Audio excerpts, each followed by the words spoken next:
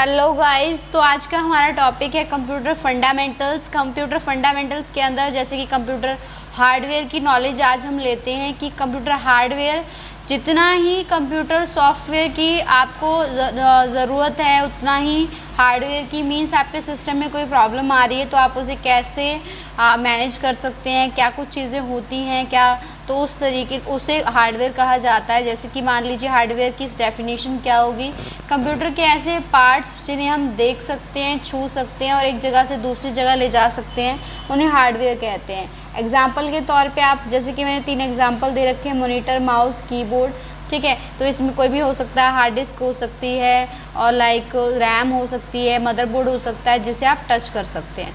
Next हम चलते हैं सीपीयू प्रोसेसर पर। जब भी आप मार्केट में कोई भी प्रोसेसर परचेज़ करने जाते हैं तो आप ये देखते हैं, सबसे पहले आपको ये देखना है कि हम कौन से प्रोसेसर को परचेज़ करेंगे, कौन सा प्रोसेसर आपके लिए बेस्ट रहेगा। पहले तो होता है कि नंबर ऑफ़ आपके पास कितने अमाउंट है, आप उसके हिसाब से पेमेंट जो है प्रोसेसर है वो परचेज़ करना चाहते हैं। तो जैसा कि फर्स्ट प्रोसेसर आ रहा है इसमें पेंटियम, ये सबसे लोएस्ट प्रोसेसर है जो मैंने पहले नंबर पे लिखा हुआ है। ये पहले यूज़ किए जाते हैं जिन्हें P4, P1, P2, P3 और P4 के नाम से जाना जाता था। इन्हें पेंटियम 1, पेंटियम 2 इस तरीके से। उसके बाद ड्यूल कोर आ गए जो से स्पीड उनकी थोड़ी फास्ट हो गई। फिर कोर टू ड्यूल आ गए जो आज भी कहीं ना कहीं तो यूज़ किए ही जा रहे हैं। एंड i3, आई का मतलब होता है इंटेल, तो यहाँ पे i3 प्रोसेसर जो है मार्केट में जो है आप ले सकते हो, मतलब अपने यूज़ के लिए, नॉर्मल ऑफिशियल यूज़ के लिए। उसके बाद i5 प्रोसेसर यूज़ कर सकते हैं। इनमें जनरेशन्स होती हैं आगे, जैसे i3 की जनरेशन आ गई 1, 2, 3, तो ऐसे ही 11, 12 तक, वैसे ही i5 की है। जनरेशन का मतलब क्या है, आगे से आगे उसकी स्पीड का हाई हो जाना। जैसे कि प्रोसेसर को बढ़ता है वैसे वैसे स्पीड उसकी हाई होती जाती है, साथ में उसका वेट जो है वो लाइट होता जाता है और साथ में आपका जो अमाउंट है, उसका जो अमाउंट होता है वो बढ़ता जाता है। तो लेटेस्ट जो सिस्टम आ रहा है, प्रोसेसर आ रहा है, वो है i9। तो बाकी आपको डिपेंड करता है कि आप कौन सा प्रोसेसर परचेज़ करना चाहते हैं, तो उसके अकॉर्डिंग। सबसे ज़्यादा जो स्पीड मैटर करती है हमारे प्रोसेसर पर तो करती ही करती है, लेकिन रैम और SSD पर भी स्पीड जो है हमारी मैटर करती है। नेक्स्ट हम चल रहे हैं CPU। जब आप CPU परचेज़ करने जा रहे हैं, ये तो था हमारा बैग जो हमने किया लास्ट, उसमें लैपटॉप भी ले सकते हो आप, CPU भी। लेकिन अगर आपको ओनली CPU परचेज़ करना हो तो आपके पास 2 टाइप के CPU होते हैं। एक होता है ब्रांडेड CPU, वो होते हैं जो कंपनी द्वारा बनाए गए होते हैं। छोटे छोटे आपने देखे होंगे आजकल जो CPU हैं वो बहुत छोटे आ रहे हैं साइज़ में, वो ब्रांडेड होते हैं। ये कंपनी एक बार फिट कर देती है, उनमें पहले तो प्रॉब्लम आती नहीं है, लेकिन जैसे ही प्रॉब्लम आ गई तो उसके पार्ट्स मिलना मुश्किल हो जाता है। तो इसीलिए वो ब्रांडेड होते हैं, जो कंपनी द्वारा बनाए गए होते हैं, असेंबल्ड होते हैं, जो हम खुद एक बॉक्स लेकर खुद उसको रेडी कर लेते हैं, तो वो एक असेंबल्ड। जैसे कि आपने देखा हो कभी कुछ चीज़ें असेंबल्ड भी मिल रही हैं, कुछ कंपनी की मिल रही है, तो सेम उसी तरीके से ही CPU के टाइप होते हैं कि कुछ असेंबल और कुछ ब्रांडेड। नेक्स्ट है पार्ट्स। अगर आपको एक कंप्यूटर सिस्टम को बनाना है, मान लीजिए एक CPU बनाना है आपको, तो आपको किस किस चीज़ की ज़रूरत पड़ेगी। सबसे पहला पार्ट है कैबिनेट की ज़रूरत होगी हमें। अभी मैं आगे एक्सप्लेन करूँगी कैबिनेट होता क्या है और कैसा दिखता है विद पिक्चर। मदरबोर्ड, रैम और प्रोसेसर, ये तीनों एक ही होने चाहिए। मींस एक ही उसके जैसे मदरबोर्ड जो है उसी से रिलेटेड रैम होनी चाहिए उसी पे, और उसी से रिलेटेड प्रोसेसर। हार्ड डिस्क या SSD में से आप कोई भी एक चीज़ यूज़ कर सकते हैं। DVD अगर है भी तो भी सही है, नहीं है तो कोई इशू नहीं है, क्योंकि आज के टाइम में DVD का इतना यूज़ नहीं होता है। नेक्स्ट हम चलते हैं SMPS, switch mode power supply जिसे कहते हैं। इसका यूज़ सिस्टम को पावर देने के लिए किया जाता है। अगर ये नहीं होगा तो हमारा सिस्टम ऑन ही नहीं होगा। तो सबसे पहले आता है कैबिनेट।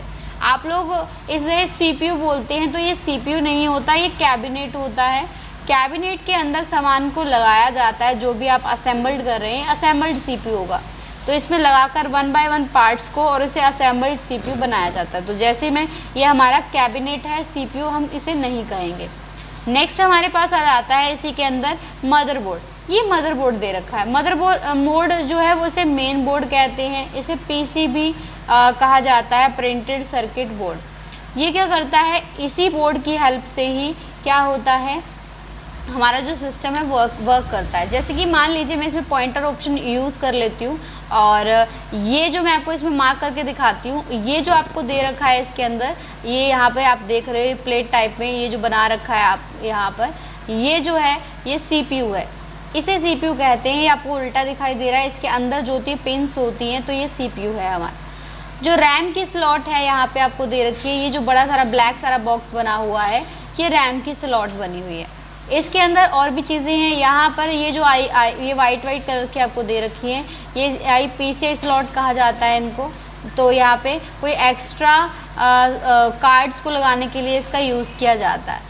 नेक्स्ट ये देखिए इसमें छोटा सा दिख रहा है, इसे CMOS बैटरी कहते हैं। CMOS बैटरी होता है कंप्यूटर में सिस्टम में डेट एंड टाइम को मेंटेन रखने के लिए। जैसे कि आप यहाँ देख रहे हैं, ये इसके अंदर ब्लैक दे रखा है, इसे बोलते हैं नॉर्थ ब्रिज। नॉर्थ ब्रिज होता है जो भी मेमोरी और CPU का ट्रांजैक्शंस हो रहा है, मींस डाटा प्रोसेस हो रहा है, जो भी हो रहा है वो इस NCH नॉर्थ ब्रिज की वजह से होता है। इसे MCH कहा जाता है, मेमोरी कंट्रोलर हब। यहाँ जो दे रखा है इसे साउथ ब्रिज कहा जाता है। जो साउथ ब्रिज होता है वो इनपुट आउटपुट जो पार्ट होते हैं उनको कनेक्ट करने के काम आता है, कि जैसे हम उनको कंट्रोल करता है जो भी आप आउटपुट और इनपुट डिवाइस लगाते हैं। पहले जो थी हार्ड डिस्क बड़े चौड़े उसके आती थी, जिसे तो यहाँ पे पिंस पे लगाई जाती थी, ठीक है। लेकिन आजकल जो आ रही हैं वो छोटे छोटे पिंस वो आ रही हैं, तो जो उनका यूज़ अलग होता है। तो यहाँ पे जितने भी खड़े हैं इनको यहाँ कैपेसिटर कहा जाता है। आपको सिलेंड्रिकल टाइप में ये जो राउंड राउंड दिखाई दे रही है इन्हें कॉयल कहा जाता है, ये कॉयल्स होती हैं। तो ये पूरा मदरबोर्ड है। और यहाँ एक और दे रखा है, ये इसे बोलते हैं AGP slot, accelerated graphic port. Photographers इसे यूज़ करते हैं अगर ग्राफिक कार्ड लगाना है, मींस ग्राफिक कार्ड का यूज़ नेचुरल कलर को लेने के लिए किया जाता है, प्रिंट में भी, पेपर पर भी, तो उसके लिए AGP कार्ड लगाया जाता है। अगर AGP कार्ड नहीं है तो प्रॉपर उसका कलर जो है वो नहीं आएगा। जैसे कि सबसे पहले देख लीजिए, मैंने इसमें बताया है आपको जो ये CPU है प्रोसेसिंग करने के काम आता है, और इसके अंदर साथ ही है नॉर्थ ब्रिज। नॉर्थ ब्रिज में ये रैम स्लॉट है, तो ये दोनों का जो भी कॉन्वर्सेशन होता है वो यही हेल्प कंट्रोल करता है। AGP स्लॉट होता है जो एक फ़ोटोग्राफ़र यूज़ करते हैं इसके अंदर, photographer accelerated graphic port graphic card लगाने के लिए। ये PCI स्लॉट्स होती हैं। PCI स्लॉट मतलब पेरिफेरल कंपोनेंट इंटरकनेक्ट। इसमें आप एक्स्ट्रा अगर पीछे बैक पैनल है इधर, अगर कोई भी चीज़ ख़राब हो जाती है तो उसका एक कार्ड लगाया जाता है। CMOS बैटरी है, कॉम्प्लीमेंट्री मेटल ऑक्साइड सेमीकंडक्टर। किसी भी सिस्टम में डेट एंड टाइम को मेंटेन करने के लिए इसका यूज़ किया जाता है। जैसे कि आपकी घड़ी में होता है सेल, तभी डेट एंड टाइम चलता रहता है उसमें, वैसे ही इसके ये साउथ ब्रिज है जो आप इनपुट आउटपुट डिवाइस लगाते हो उसे कंट्रोल करने के काम आता है। ये यहाँ हार्ड डिस्क के पोर्ट दे रखे हैं। हार्ड डिस्क लगाने के लिए पहले हार्ड डिस्क इसी तरीके की आती थी, ठीक है, काफ़ी चौड़ा केबल होती थी, उससे लगाई जाती थी। आज के टाइम में तो आप इसका यूज़ बहुत ईजी हो गया है। नेक्स्ट हम चल रहे हैं नेक्स्ट पार्ट पर। हमारे पास है हार्ड डिस्क या SSD। इन दोनों में से कोई एक चीज़ आप ले सकते हैं। जैसे कि मैंने कहा SSD जो होती है वो स्पीड को भी बढ़ाती है और साथ में स्टोरेज का भी काम करती है, लेकिन जो हार्ड डिस्क है वो ओनली स्टोरेज का काम करती है और इसमें स्पीड कोई मैटर नहीं करती है। नेक्स्ट हम चलते हैं DVD RW DVD राइटर। ये DVD होती है। इसमें क्या कर सकते हो आप, DVD प्ले कर सकते हो। DVD का यूज़ आज के टाइम में हो भी रहा है और नहीं भी हो रहा है। DVD को प्ले करने के लिए DVD प्लेयर है ये, तो यहाँ पर DVD इसको लगाया जाता है। आजकल के ऑप्शंस पे ये नहीं है।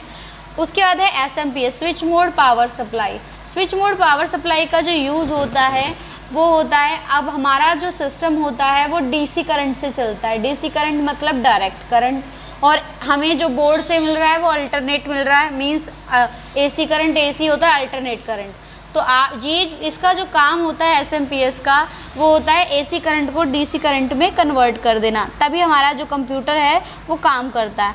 अगर ये नहीं होगा तो हमारा कंप्यूटर जो होगा वो काम ही नहीं करेगा। तो इसीलिए क्या है कि AC और DC तो ये कन्वर्ट करने का काम करता है, इसे पावर सप्लाई कहते हैं। अब आपने माउस तो देखे होंगे, माउस के भी टाइप्स होते हैं। आज के टाइम में माउस एक इनपुट डिवाइस होता है, कि जैसे कि मैंने लास्ट वीडियोस में ऑलरेडी बता रखा है। पहले जो माउस थे वो सीरियल चलते थे, 9 पिन होती थी जिनके अंदर, फिर उसके बाद PS2 चलने लग गए। PS2 भी क्या करते थे, एक इसमें भी पिन्स होती थी, अगर ये पिन्स मुड़ जाती हैं तो प्रॉब्लम आती है। इसमें अराउंड 6 पिन होती हैं। उसके बाद यूज़ होने लग गए USB। आज के टाइम में USB माउस चल रहे हैं, जिन्हें आप लैपटॉप, डेस्कटॉप किसी के साथ भी कनेक्ट कर सकते हैं। एंड वायरलेस, 4 तरीके के माउस होते हैं, तो मोस्टली हम ज़्यादातर USB एंड वायरलेस यूज़ करते हैं। PS2 जो है वो लैपटॉप में नहीं लग सकता है। PS2 और सीरियल ये लगते हैं सिस्टम्स के लिए। नेक्स्ट आता है मॉनिटर। मॉनिटर के 2 टाइप होते हैं। पहला टाइप है CRT। CRT का मतलब होता है कैथोड रे ट्यूब। जो मॉनिटर पहले टीवी की तरह दिखाई देते थे, मोटे टाइप मॉनिटर होते थे, उन्हें CRT कहते हैं। और जो मॉनिटर पतले होते हैं, जैसे कि स्क्रीन पर आपको दिखाया गया है, उन्हें TFT का मतलब होता है थिन फिल्म ट्रांजिस्टर। जो सॉफ्टवेयर जो मॉनिटर पतले होते हैं उन्हें बोलते हैं TFT। नेक्स्ट आ जाता है कीबोर्ड। कीबोर्ड अब 3 टाइप के ही हैं, जैसे कि माउस के हैं, तो कीबोर्ड USB भी आपको मिलेंगे, PS2 मिलेंगे, वायरलेस मिलेंगे। तो यहाँ पे वायरलेस को कैसे कनेक्ट किया जाता है, वायरलेस को एक वाईफाई डोंगल आता है, जैसे वाईफाई डोंगल जैसा वो आता है, तो वैसे जैसे वो ब्लूटूथ की रेंज को कैच करता है, तभी वायरलेस का हम यूज़ कर सकते हैं। नेक्स्ट है विंडो के टाइप। जब आप सिस्टम में विंडो चला रहे हैं तो विंडो के भी टाइप्स हैं कि कौन सी विंडो आप यूज़ कर रहे हैं। जैसे कि सबसे पहले हम यूज़ करते थे XP2। मैं ज़्यादा पीछे नहीं लेके जा रही हूँ आपको, क्योंकि इससे पहले और भी थे। तो यहाँ XP2 विंडो यूज़ करते थे। उसके बाद XP3, विंडो विस्टा आ गई, 7 के जैसे लगती है पर अलग है थोड़ा सा। और फिर उसके बाद विंडो 7 आई, फिर उसके बाद विंडो 8 है, फिर 10 है, और अब लेटेस्ट जो विंडो चल रही है वो 11 विंडो यूज़ हो रही है। अब है व्हाट इज़ बूटिंग। बूटिंग क्या होती है, आपका सिस्टम जो है वो बंद है और बंद स्विच भी उसका ऑफ है, उस सिस्टम को स्टार्टिंग से उसके स्विच को ऑन कर देना। एक तरीके से स्विच ऑन करना ही एक तरीके से बूटिंग होती है। बूटिंग 2 तरीके की होती है, एक तो होती है कोल्ड बूटिंग और एक होती है वार्म बूटिंग। कोल्ड बूटिंग होती है कि स्विच तो ऑन है लेकिन हमने उसे पावर बटन से ऑन नहीं किया। तो पावर बटन से जैसे ही आप ऑन करेंगे, ठीक है, तो उसके बाद क्या है, उसे कोल्ड बूटिंग कहा जाता है। मीन्स आपको क्या करना है, उसे ऑन करना है। एक तरीके से सिस्टम बंद पड़ा है और आप उसे ऑन कर रहे हैं, तो उसे बोलते हैं कोल्ड बूटिंग। नेक्स्ट आ जाती है वार्म बूटिंग। आपका सिस्टम वर्क कर रहा है, चल रहा है, लेकिन आप उसे क्या कर रहे हैं, रीस्टार्ट कर रहे हैं। तो किसी भी चीज़ को रीस्टार्ट करना उसे बोलते हैं वार्म बूटिंग। तो इसके अंदर ये बूटिंग है। बूटिंग एक वर्ड है जो सिर्फ रेडी कंप्यूटर को स्टार्ट करने के लिए यूज़ किया जाता है। तो थैंक यू, आज की वीडियो में इतना ही। अगर किसी को कुछ भी समझ नहीं आता है तो वो मुझे कमेंट करें। आपका कोई भी क्वेश्चन है कि मैडम इस बारे में वीडियो बनाइए, इस टॉपिक पे वीडियो बनाइए, तो आप मुझे बता सकते हैं, तो मैं उस पर वीडियो बनाऊंगी। मेरे चैनल को लाइक करो, सब्सक्राइब करो, कमेंट करो और मुझे बताओ। Thank you.